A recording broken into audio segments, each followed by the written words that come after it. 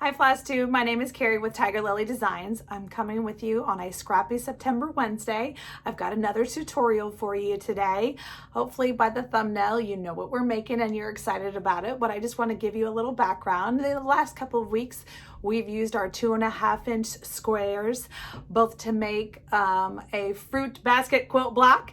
If you don't know what I'm talking about, I'm going to go ahead and put a picture right here of some of the projects we made with those.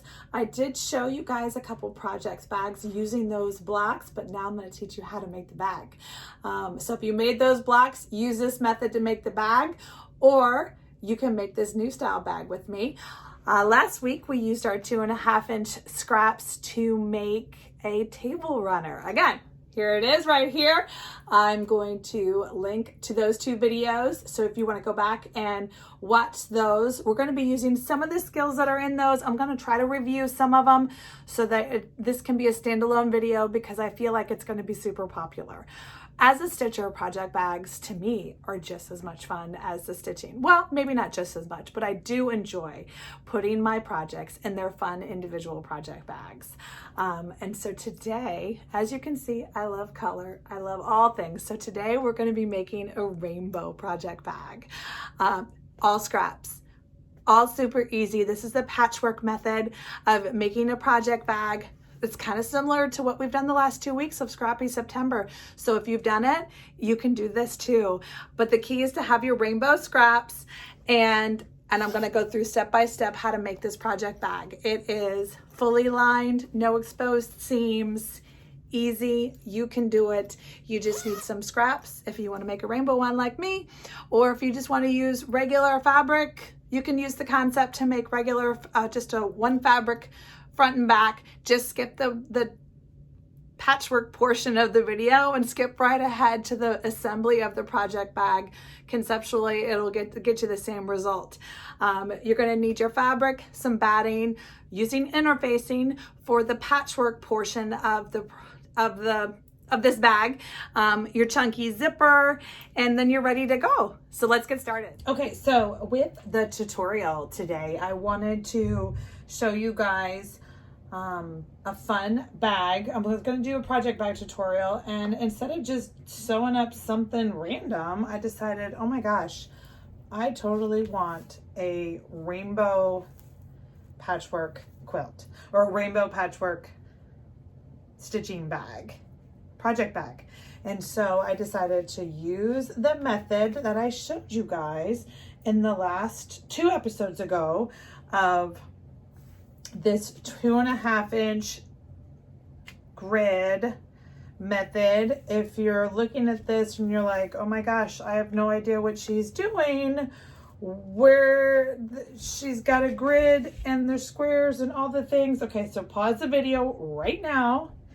I decided to go ahead and show my 2.5-inch Scrappy square how I do on the foam board cheater grid method one more time, just so this was a standalone video. If you didn't watch my other Scrappy September videos, you don't have to go back and watch them. At least for this part, you can understand and just watch this one alone and make a great patchwork project bag. So I'm just going to take a few minutes. If you already know the method, skip ahead a little bit and you'll be ready to dig right into the project bag. So the first thing is dollar store foam core board. I go ahead and I grab one of those. Sorry, had to go get my ruler. I grab a foam core board and I go ahead and I use it with my Sharpie and I draw a 2.5-inch grid on a foam core board. Step 1. The next thing you're going to do is you're going to take your interfacing. Now I use a lightweight Pellon. It is my go-to interfacing. Let me go ahead and shove it up there in the camera for you so you can take a screenshot. It is the 911 FF fusible featherweight. That means it's fusible on one side and it's a lightweight interfacing. Those are what those two things mean. So I'm going to go ahead and put it right on top of my grid so I can see the lines underneath it. Now, as I told you guys in the previous video, you can buy interfacing that has a grid on it. So you can certainly skip this step if you buy the interfacing with the pre-grid on it. Skip that step, good on you. I just have bolts and bolts and bolts of this for my custom t-shirt business. So I just decided this was a great little save myself some money so I didn't have to pay extra for the pre-gridded interfacing, and this way works great. So as you can see, what we're going to do, the next thing you're going to do is take your scraps. You can do this with anything you want. If you want to use a 2.5-inch square mini charm pack that you have, do that. Lay it out funky.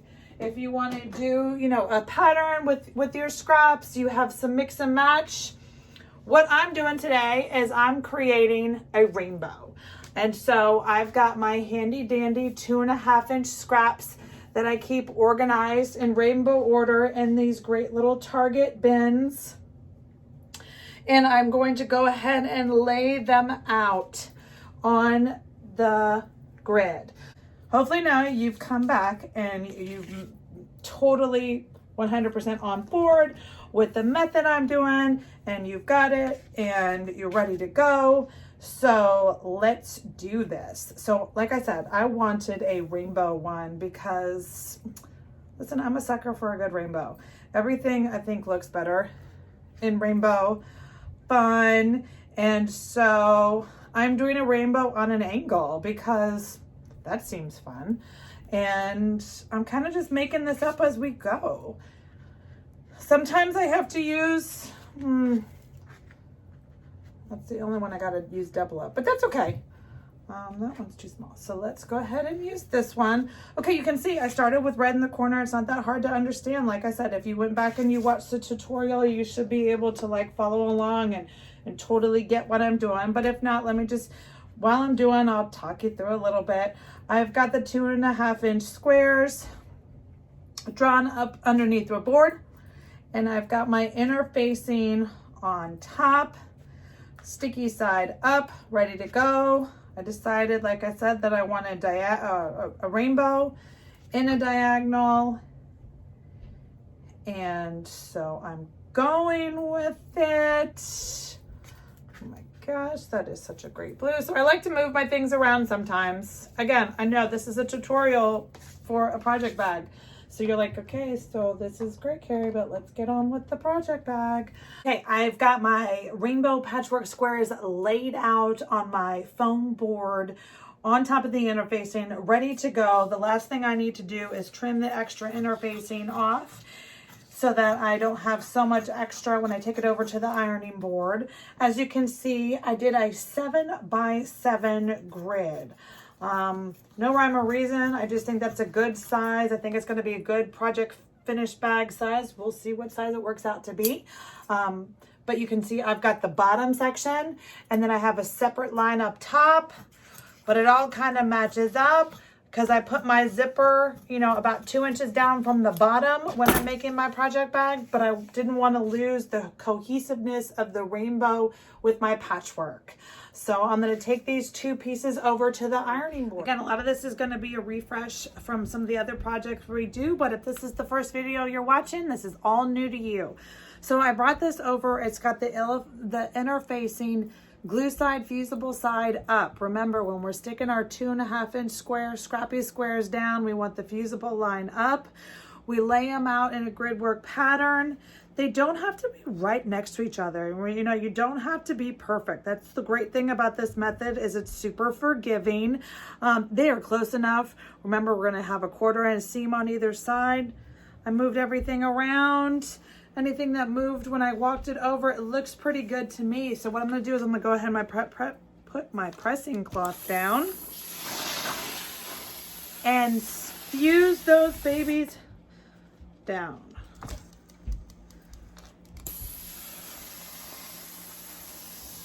As you can see, my pressing cloth is a little smaller than this project, but that's okay. I'll pick up, do what I can, and then pick it up and shift a little bit. Remember that the pressing cloth is going to stick to the exposed interfacing. That's why you use a pressing cloth, and you don't just use your iron directly on it, because otherwise you're going to get diffusible icky glue all over your iron. So that one is ready to go. You can see they're all stitched, or they're all stitched up. They're not stitched yet. We haven't gone to the machine, but they're all ironed on the interfacing, ready to go. So I'm going to do the same thing with the top part of my project bag piece. It's just the little skinny strip at the top between where the zipper goes. Like I said, I like to have a little 2-inch border at the top. So I made a coordinating rainbow line it up piece. So then in theory, they're gonna the rainbow's not gonna stop. So that's what we got so far. Okay, so I brought my patchwork rainbow piece over to the sewing machine. We're gonna try a different angle today. Hopefully give you a better look at what we're doing to get this, to create the patchwork front for the project bag. So like I said, we've got 2.5-inch squares all laid out on the interfacing, stuck down. Now we've ironed the fusible interfacing on, but you can see there's lots of little gaps, you know, up to about 1/8 of an inch between each one, but that's okay. We're gonna clean it all up and they're all gonna have perfect points. So what we're gonna do first is we're just gonna fold it. So we've got this, I'm gonna do the long one first. You know, it naturally folds right between the fabrics. It's super easy.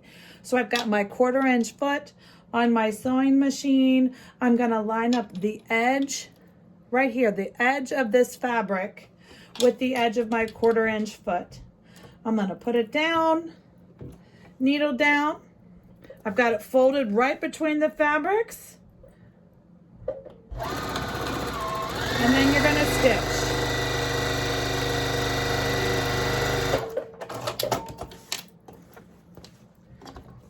So you can see now all those gaps that were, if there were any gaps, they're gone. So I'm gonna do that lengthwise across every single one, here, here, here, here, full. It's pretty obvious, hopefully. You're just gonna do the lengthwise across the whole thing.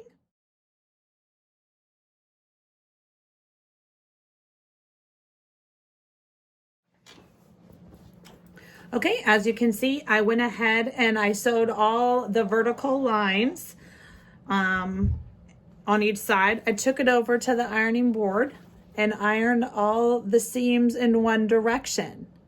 So now I'm gonna do the same thing the opposite way. So the folds, not quite as natural, but the key is if you iron them in the same direction, they kind of play nice with you. So you're going to do the same thing that you did before, 1/4-inch seam, line it up, sew down one side, and now you can see your points match up. That's the favorite part. That's my favorite part of this technique, is you have perfect points every time. So I'm going to go ahead and do all the other seams. Okay, now we're back to the design table and it's time to get starting to put the project bag together, because I've made the patchwork front. It is ready to go. This is the bottom part. This is below the zipper. This is above the zipper. And we're gonna start putting this together. So what are the other pieces that you're gonna need? You're gonna need to have some clover clips. These are my favorite. You could use pins if you're a pin kind of sewer. I just love these Clover Wonders clips. I have a big chunky zipper. I get my zippers from Zip It Zippers on Etsy. I will link her shop below. She's got the best zippers literally that you can get. I like the big chunky, the bigger pull tabs rather than those skinny little ones.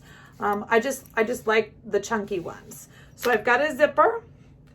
I always just get a length that's bigger than what I need because you can cut them up, no problem.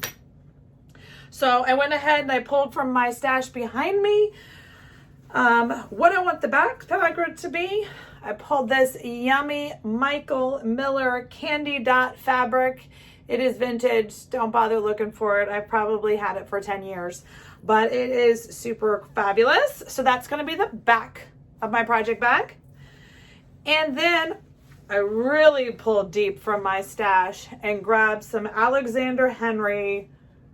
These funky girls are going to be the inside of my bag, and I love them. So those are what you're going to need. You're going to need at least a double, and then you're going to need some batting. I use batting inside my project bags to give them a little sturdiness and heft. I mean, they do have some sturdiness because of the interfacing trick, but it just makes them a little, I feel like my projects are a little safer in there when I go ahead and use one layer of batting. So you need all of those pieces. The sizes are going to obviously be dependent on the size of your project bag. So you kind of just have to go from there. So step one is getting the front finished up and attached. So the first thing you're going to do is take your zipper. You've got your Patchwork, the front of your project bag facing you on your design table. Step one. You're going to want to put your zipper down straight. Line up this edge along. Again, you can see that my zipper is plenty bigger than what I need. And I just have, I try to space out the extra evenly. So that way I'm not worried about running things over. Sometimes I don't even have to attach my zipper foot. I can just use my regular 1/4 inch foot and it works out great. And the last thing you're going to do is you're going to take your front or your interior fabric and you're going to line it up. So inside to outside, pretty to pretty. That's the rule. Now I can give you measurements. I will put measurements down below. How about that? I will measure everything exactly, but I'm showing you my method because to be honest with you, I kind of just, like with the patchwork, you don't know what size it's going to be. Sometimes if you're using 2-inch squares, it's different. If you use 3-inch squares, it's going to be a little different. If you want to go into the project bag business and they all need to be the same, knock yourself out, come up, find a size that you like and go with it. I will give the measurements for this one inside the description box below, but as you can see, I'm not measuring. I have extra on either side. I just pull from my stash, pull from my scraps. You could totally use, just for reference, this is 18 inches wide. So a fat 1/4 will totally get the job done. So you can see, I'm gonna go ahead and I put in 4 clover clips at the top. I'm gonna go ahead and take this over to the sewing machine and stitch right along this line. Okay, I'm back from the sewing machine. So like I said, I just sewed a 1/4 inch line across those 3 pieces. Now you open it up and you've got the zipper ready to go and you've got the inside back ready to go. So now I'm gonna go iron those pieces flat. Okay, I'm back from the ironing board. So like I said, I just ironed this seam across. So now it's all flat. The inside looks perfect. And because I didn't measure, obviously there's a lot of extra inside fabric. So I'm just going to take my rotary cutter and make sure that I cut below the exterior rainbow patchwork. It gives me plenty of extra to continue working with. So now we're going to sew the top part. Easy enough. So you're going to line it up like this. So you've got it lined up. This is where you want it. Again, so this is the right side. So you're doing right sides to right sides. And then I need a skinny piece of the interior fabric. So it only needs to be as tall as the top is. So it's about 2 inches, but I'm going to cut extra. I like to trim away rather than needing more. So when you're using a directional fabric on the top, you need to be cognizant of the flip up. So obviously you want it to flip up like this. So I want to sew it backwards. So again, I'm doing right side to right side. You're going to sew it upside down. So when it flips up, it's right side up. So I've got my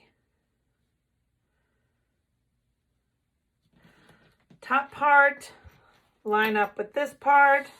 Because I didn't have a straight line, it's not an exact seam, but that's okay. This is the rough rudimentary way to do it. I'm using my clover clips again.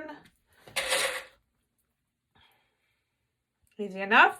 I'm gonna go and run a 1/4 inch seam right along this line. Back from the sewing machine. So because I had extra, I'm gonna trim this up.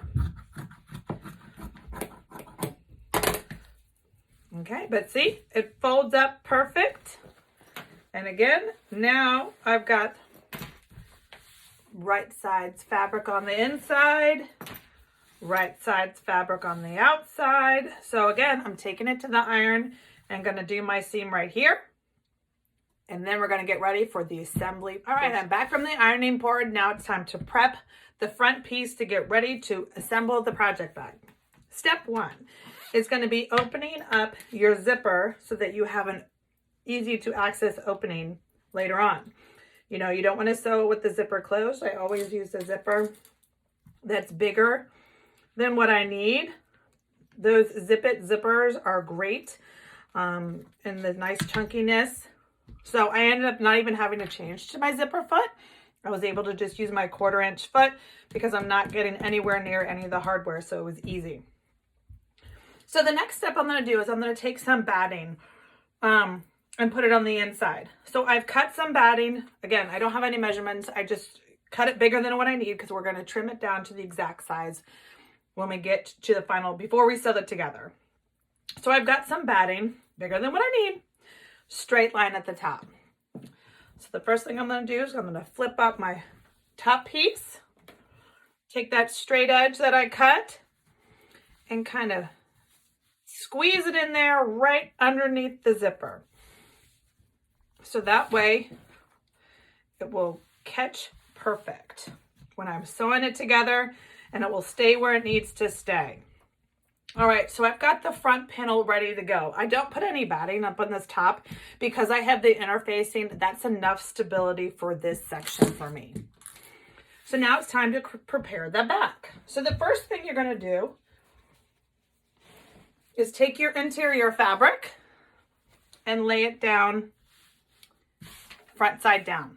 So you want the back side up to you, right side at the top, or at the top and the bottom at the bottom if you have a directional fabric. And then I'm going to grab, again, batting, because I want batting on both sides of my project bag. I lay it down. I use warm and natural batting. That's what I use for my custom t-shirt quilts. So I always have extra pieces to grab for these fun little projects. So then I have my back fabric that I chose. It was this Michael Miller Candy Dots. I think I want the dots to go left to right, kind of like the stripes. Well, no, I think I want them to go top for bottom. All right, so I'm going to lay those down top to bottom. Easy enough.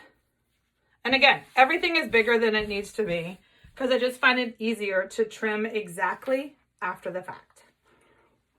Okay, so now I can lay my front on top, and as you can see, everything is bigger than it needs to be, and that's exactly how I want it. So the first thing I'm going to do,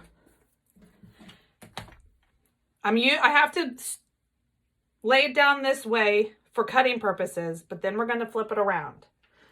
So the first thing I'm going to do is I'm going to take my Omni Grid ruler, line it up with the top of my upper portion of the bag, and go straight across. Whoop. Right in my design table seam. Now we are good. So before, and then I'm going to do the same down here. So that's why I like it. This way is a lot more forgiving. rather than having exact measurements. And if you sew a little wonky, you'd have to trim anyway. So I like to trim before I sew it together. There we go. I went a little diagonal because I'm trying to do this long ways around the table. So let me correct this just a smidge so my line is straight. You're cutting through, 2 layers of batting, 3 layers of fabric, 4 layers of fabric. So sometimes you need to go over the cutter a couple times. All right, same thing on this side. Now I'm going to try to get a straight line. Obviously we want our bag to be square. So I'm going to use my design, my cutting mat underneath me for some guidance. You can see this sewing. See this, I'm right at the mark. Straight, kind of wonky, kind of wonky, kind of wonky, but that's okay because I'm going to grab it exactly and it's going to be a perfect square. And I'm going to do the same on this side. Again, triple check. Make sure your zipper is open. If your zipper is over here, then your bag is useless. So make sure your zipper hardware is open and inside. I'm going to grab right here at the straight line. All right, so now I am all set. It's all trimmed up exactly. So I like to trim, like I said, I like to trim at this stage rather than having exact pieces when I put it together. I have no problem having a scrap like this. It just goes in my scrapbook for another scrappy fun. Okay, so now that I've trimmed everything to be the exact same size, I can assemble it in such a way so we can sew it together.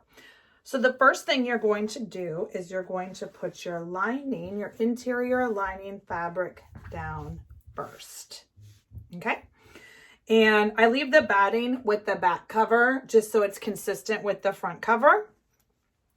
So you're gonna put this down interior to interior.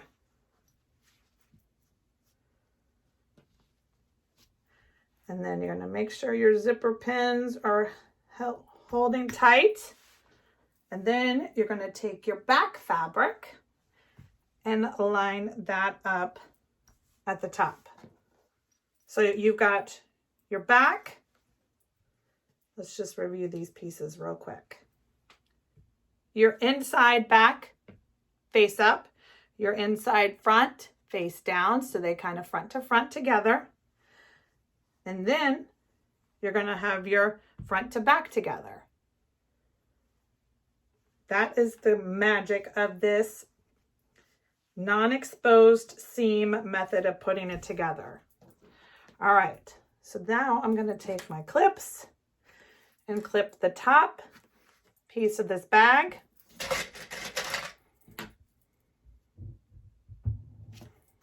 I'm going to take it to the sewing machine. I'll run my 1/4 inch stitch right along the top, and I'll bring it back and show you what's next. Machine, 1/4 inch seam at the top, no problem. So now we're going to sew the rest of it together, and this is where you have to kind of do it step by step. So I'm actually going to bring you over to the sewing machine and show you how to do it. All right, so I just came over to the sewing machine. And now we're going to put it together. So again, this is the top with the 1/4 inch seam that I sewed, clipped and sewed. And so now again, we're going to sew the outsides together first. So what that means, so here I have my batting, my outside back, outside front is the rainbow patchwork, and batting again. So I'm going to grab these 4 layers. Make sure to separate your interior, pull that separate. So I've got my 4 layers that I'm going to clip real quick just so they all stay together, and run it over the sewing machine, 1/4 inch. I might do about a 3/8 just to give myself a little extra room. Make sure we grab all the layers. Now don't worry, this one's still floppy. The batting is still, it's not secured on the sides yet. It will get secured when we do the final assembly. All right, so again, it's not secured On the front, it's secured on the back, but not the front. All right, so now we're going to do the next part. So now we're taking the two insides, line them up, and this is where we need to leave our turn hole. Again, if we want to have no exposed seams, that's why we opened up the zipper, we're going to have a turn hole. So I leave myself a nice healthy hole, a healthy hole for turning, just because it's a lot of bulk with the batting to get all around. I probably do about 4 inches. You could do 4 or 5, whatever you're more comfortable with, but always do a nice good back stitch so that way when you're turning, you're not opening up those seams. All right, so now we've got the inside sewn with our turn hole. We've got the back, right? So before you assemble, make sure your front batting gets folded back under the zipper, because now is when it's going to get put where it goes. All right, and now our lining lines up perfect. All right, so remember, the tops and the bottoms, they're all sewn now. So now we're just going to do the sides. Everything gets put back together in the sandwich. Just make sure your battings are all laid together flat the way you want. Triple check that your zipper pins are holding firm so that the zipper opening doesn't get all wide and wonky.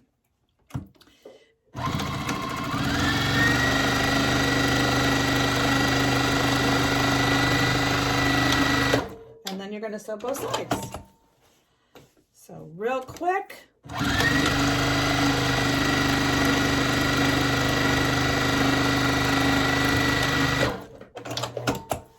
Okay, so now it's all sewn together.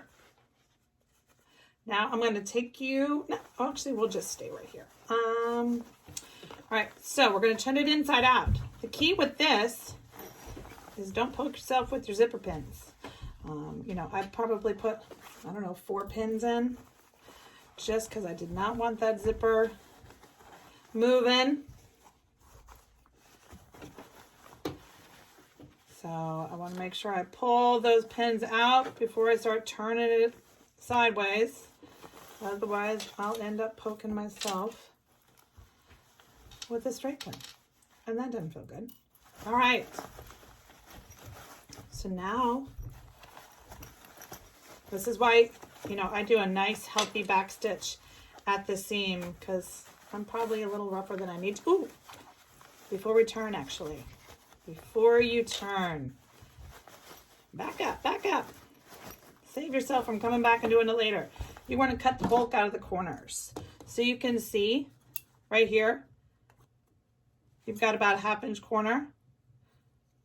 Don't cut too close, so that when you're pushing out your corners, you risk opening the corners back up, but cut enough so that they're not bulky.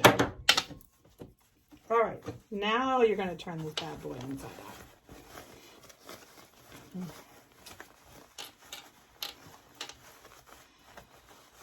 So what I was saying is I do like to back stitch a couple times when on that interior piece when I'm sewing those 2 layers of cotton together, because I am kind of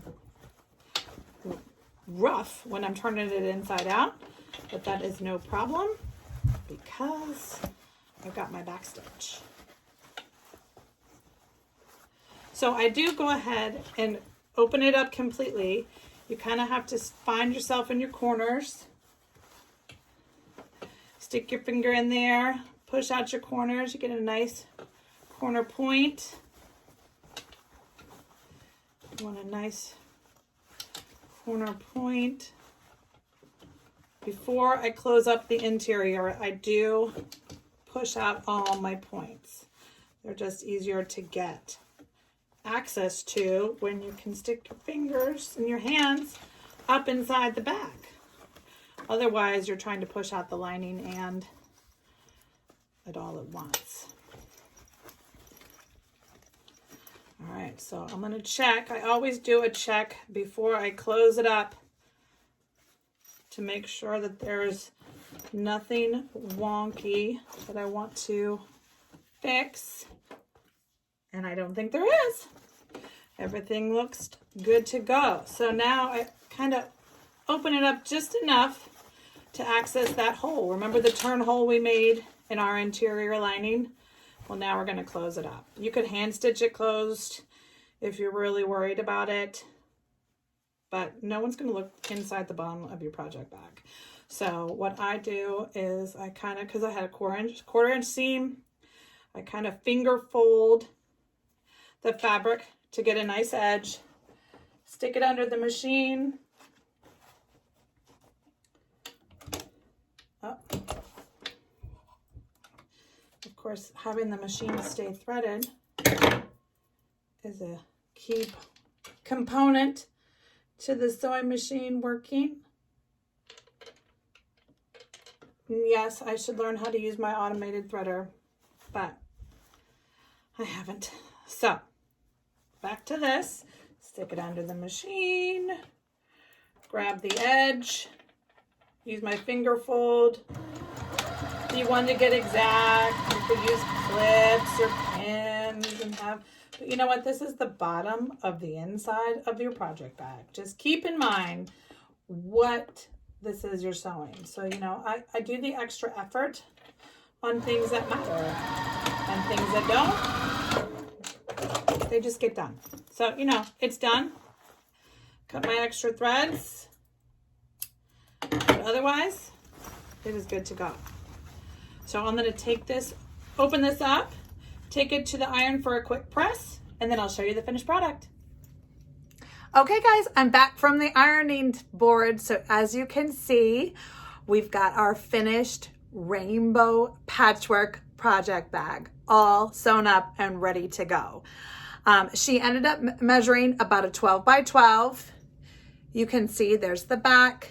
There's that front rainbow we made using that easy interfacing method. Nice chunky zipper. I added my tiger lily tag just because I do. Again, remember, there's no exposed seams, so there's nothing on the inside. I've got that funky groovy girl fabric on the inside. She is ready to go. And just for size reference, here is just a full blackbird pattern. It is the perfect size to just pop in, maybe a project or two, get it in there, zip it up, make all kinds of stuff to go with it. I hope you enjoyed today's tutorial using Scrappy September. Again, I wanted to grab more scraps and show you guys what you can do with your scraps.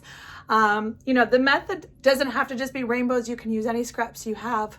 But again, if you have any questions, leave them down below in the comments. I do try to answer them all. I appreciate you guys commenting. I appreciate you coming back. I would love for you to subscribe to my channel. I have one more, maybe two more Scrappy September Wednesdays coming. And the projects, one's gonna be a Scrappy log cabin using with the fabrics. I think that's gonna be next week's video. I have on my Instagram, if you want to go check it out, a photo of one of those on my back design wall. So thanks so much for coming back. Let me know if you have any questions, and I hope this helps you make your own project bags. Have a great day.